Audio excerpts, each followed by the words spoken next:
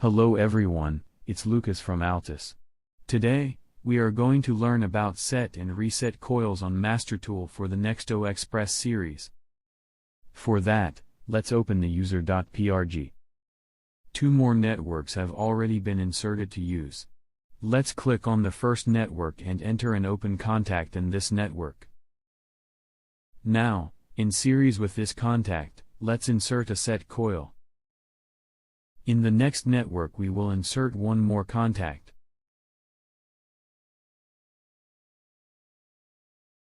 But now, we will insert a reset coil. Next, we will link the variables to these objects. Let's link the first digital input, which is input I05.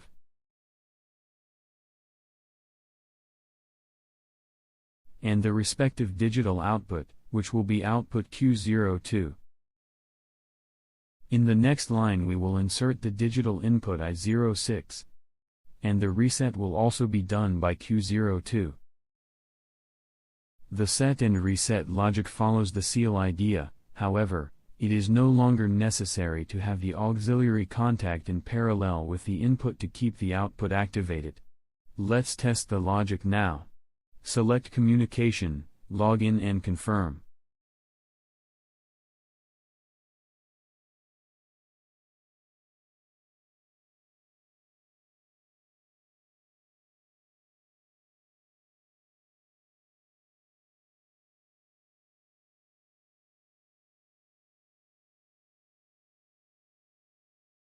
Now, let's pulse input I05. Notice that output Q02 is activated. And now, if we remove this pulse, this output is still enabled because it is a set coil. And, to disable this output, it is necessary to pulse I06 to trigger the reset of this coil. So, let's pulse I06 and the output will reset.